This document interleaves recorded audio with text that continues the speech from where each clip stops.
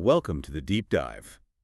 Today we're tackling a huge topic, the 2008 financial crisis. Yeah, it's massive. But we're coming at it from a really specific angle, focusing on those few investors who actually predicted the whole meltdown years before it happened. Right, using Michael Lewis's The Big Short as our sort of roadmap, the insights in there are just, wow. Exactly. And our goal today isn't just to recap the collapse itself. I mean, the financial instruments were deliberately confusing. Oh, absolutely. Intentionally opaque. It's more about understanding why.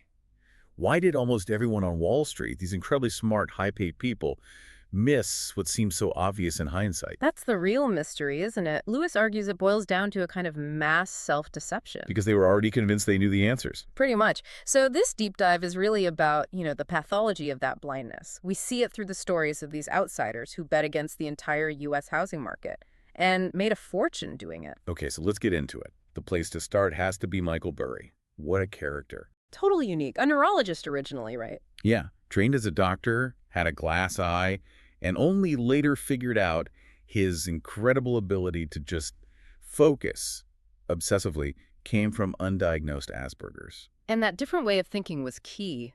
He wasn't caught up in the Wall Street consensus. He treated finance like digging through medical data, pure information. Right. While everyone else was looking at fancy models, he was reading the actual source code, so to speak. Thousands of pages of bond prospectuses. He even joked about it, didn't he? Said only someone with Asperger's would actually read that stuff. Yeah, who else has that kind of patience or focus?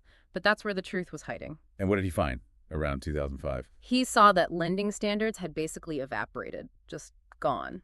The smoking gun being that crazy mortgage product name. Oh, the interest-only negative amortizing adjustable rate subprime mortgage. Yeah. Just rolls off the tongue, doesn't it? It's terrifying. It literally let people pay less than the interest owed. Meaning their loan balance actually grew over time. It was structured failure. Burry said it appealed to people with no income, which makes sense. But his crucial insight wasn't really about the borrowers taking a sweet deal. It was about the lenders. They were the ones who'd lost all sense of risk or responsibility. Completely. Zero restraint, zero accountability. That was the core problem he spotted first. Okay, so Burry's all about the deep data dive, the logic. Let's switch gears to Steve Eisman and his team, Vincent Daniel, Danny Moses. Yeah. Their approach was different. Yeah, much more. Street smart, cynical New York attitude, maybe. Less about the models, more about the people. Eisman had a reputation for being contrarian, right? Yeah. Kind of abrasive. Definitely. Famous story about him calling a competitor's report toilet paper in a meeting. He wasn't afraid to speak his mind. So he and his team looked at the subprime market and just thought, Sleazy. They figured this whole area had to attract sleazy people because the incentives were all wrong. You mean the originate and sell model? Exactly that. Yeah. Make a loan, immediately sell it off to Wall Street, collect your fee, and who cares if the borrower defaults later? No long-term risk for the originator. None whatsoever. That's pure moral hazard. The broker, the initial lender, they all got paid instantly. The risk was just passed along, packaged up. It's a system designed to hide risk, not manage it. Perfectly put. And Vincent Daniel found the proof looking back at older data. Right, from Moody's back in '97. What was that about? He looked at loans for manufactured housing, mobile homes, historically risky, Right. and he saw these incredibly high prepayment rates. Which sounds good, maybe people paying off loans early. But it wasn't that. No. Daniel realized these were involuntary prepayments, defaults, repossessions, happening at a shocking rate, even in good economic times. So even back then, these package loans were failing. Spectacularly. It just confirmed Eisman's suspicion. Wall Street knew they were selling garbage, but they packaged it nicely. Okay, this is crucial.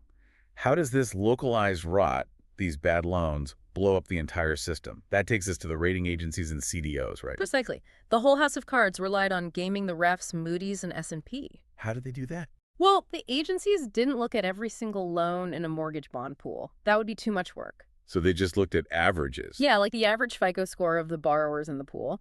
And Wall Street figured out how to manipulate that average. The barbell thing Lewis talks about. Exactly. They'd mix loans to people with terrible credit scores, guaranteed defaults, basically with loans to people who had high FICO scores, but very thin credit files.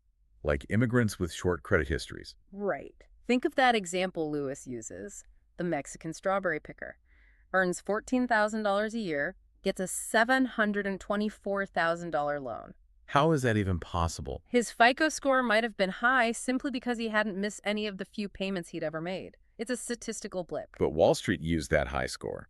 To balance out all the really bad scores in the same pool, keeping the average FICO high enough to get a decent rating from Moody's or S&P. Even though the pool itself was toxic underneath. Deeply toxic. And then comes the truly insane part, the financial alchemy. Okay, hit me. They take these mortgage bonds and they focus on the riskiest slice, the bottom layer, the triple B rated tranche.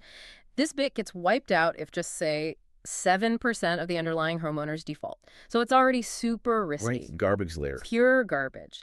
Then they take that garbage layer from lots of different mortgage bonds, stack it all together, and create a new security, the collateralized debt obligation, or CDO. So it's a garbage collection. Pretty much, making sausage out of sawdust. And here's the mind-blowing part. They take this CDO, built entirely from the riskiest slices of other bonds, Yeah.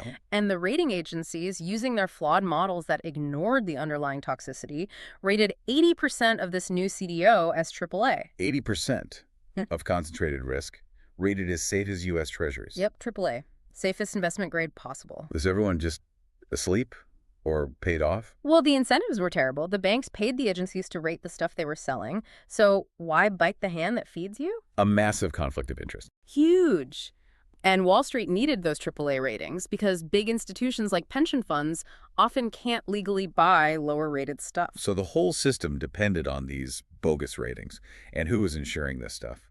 Selling the credit default swaps, the CDS. That would be the giant insurance company, AIG, specifically a unit called AIG Financial Products, or AIG-FP. Why them?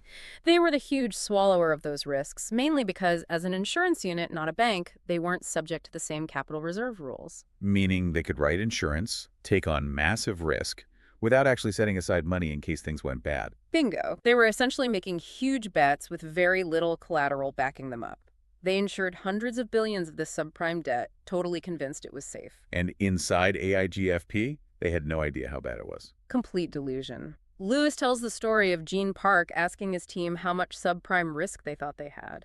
The guy who built their risk model, a Yale professor, guessed maybe 10%. And the reality? 95%. 95. Oh my God, how could they be that wrong? Because the leadership, especially the CEO, Joe Cassano, created a culture where you just didn't question things. You didn't bring bad news. It gets shut down or pushed out. Exactly. It was safer, career-wise, to just trust the models and assume everything was fine.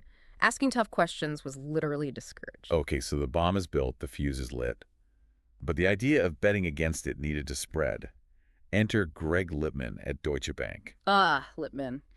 The salesman supreme, gecko-esque, as Lewis puts it. He grabbed Burry's core idea, shorting subprime, and ran with it, right? Totally co-opted it and simplified the pitch brilliantly. He wasn't saying housing prices needed to crash catastrophically. It's just that they needed to stop going up at those insane historic rates. Right, because once prices flattened, all those adjustable rate mortgages would reset to higher payments, people couldn't refinance, and boom, defaults would skyrocket. It was almost inevitable. And he used his cut guy to add credibility. Yeah.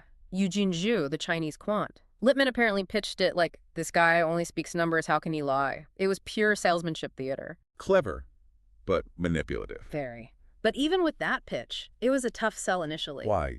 The logic seems solid now. Because it was a negative carry trade.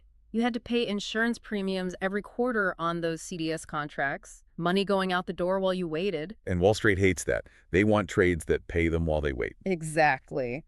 Paying to wait is anathema. Lippmann kept hearing the same thing over and over. It's nobody's job to shoot the subprime market. That line says it all, doesn't it? If nobody's looking for the downside, disaster is guaranteed. The complacency was systemic, like that meeting Eisman had in Vegas. Oh, with Wing Chao, the CDO manager?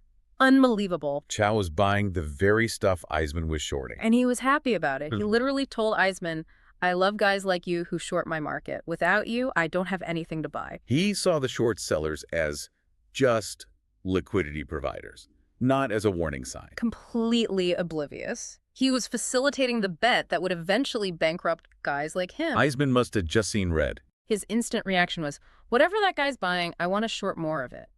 It just confirmed Chao was the sucker at the table. Which is the total opposite of Howie Hubler at Morgan Stanley. Ah, Hubler. The tragic figure. He wasn't betting against the garbage. He was betting on the supposedly safe stuff. He sold the insurance, the CDS, right, Okay. on billions of dollars worth of AAA-rated CDO tranches. Yep, $16 billion worth, and ended up losing $9 billion for Morgan Stanley, the biggest single trading loss in Wall Street history. Why did he do it? Pure greed. Lewis suggests it was more like misplaced faith in the models. The internal risk reports told him those AAA tranches were basically risk-free, that defaults wouldn't be correlated. But they were perfectly correlated. Yeah. When one part failed, The whole thing failed. All those diversified AAA pieces went down together. He thought he was smarter than the market, but he was just believing the same flawed assumptions as everyone else inside the bubble. the insiders trusted the ratings, the outsiders trusted the underlying reality. That's a great way to put it. Okay, let's get to the end game. Section 4. We meet Cornwall Capital, the garage band hedge fund. Right, Charlie Ledley, Jimmy Mai, Ben Hockett, they weren't subprime experts initially. They were just looking for mispriced bets, cheap tickets to drama. And they found it in the options market. Yeah, Yeah. specifically how options on these mortgage bonds were priced.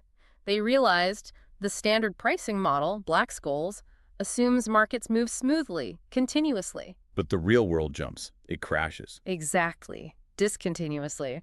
So the model priced the chance of a supposedly safe AA bond suddenly becoming worthless as near zero. Cornwall realized that, given the shaky foundation, this wasn't a near zero probability at all. It was actually pretty likely because the whole structure could collapse suddenly. Right, so they bought options insurance, basically, that were incredibly cheap because the model said the disaster scenario was impossible. They were betting on the jump. And the jump came in August 2007. Yep, the market finally started to seize up. Credit froze. Panic set in. And Ben Hockett, one of the Cornwall guys, was trying to sell their positions from a pub. Yeah, the Powder Monkey Pub in England, apparently. On vacation. Trading CDS positions they'd bought for maybe $1 million. That were suddenly worth. $60 million. And firms like UBS, huge banks that barely knew Cornwall existed before, were desperate, begging them to sell. Wow. The 80-to-1 shot pays off. Absolutely, but even for those who won, it wasn't exactly easy. Look at Burry. Yeah, the stress was immense. He was fighting his own investors, wasn't he? Constantly. They were terrified he was wrong, that he'd lose all their money paying those CDS premiums. He actually had to side pocket the bet. Meaning lock it away so investors couldn't force him to sell it prematurely. Exactly, just to protect the winning trade from his own clients' panic. And even after making them huge profits, Yeah. over 100% returns. He got silence. No thank you, no apology, just extreme quiet, as Lewis puts it. The victory felt empty. So he closed the fund, that unsent email, "You're welcome." Just brutal. It shows the psychological cost. And the denial persisted at the highest levels, too. Like Morgan Stanley CEO John Mack. Yeah, even as the losses piled up, he reportedly couldn't really explain how Hubler had lost the $9 billion. The complexity that was used to fool the market also fooled the people running the firms. They deceived themselves in the end. It seems that way. Which brings us to that final image Lewis paints. Eisman and his team on the steps of St. Patrick's Cathedral. Yeah, watching Lehman Brothers collapse, watching people just walking by on the street, totally unaware of the financial earthquake happening. A disconnect. Total disconnect. The consequences were just so remote from the original action, that bad loan given out years earlier, miles away. It really was, as Daniel called it, a fictitious Ponzi scheme enabled by everyone looking the other way because thinking critically was just inconvenient. It's nobody's job. That was the epitaph for the system. So the final thought for you, the listener, comes from Charlie Ledley of Cornwall Capital. He worried it wasn't just about money. He said the whole thing, the fraud, seemed to us it had implications for democracy. That's a heavy thought. It is. If the system rewards making incredibly dumb, destructive decisions with massive riches, and the public pays the price, well, what incentive is there to change? Michael Lewis leaves us wondering if those same produced incentives aren't still firmly in place today.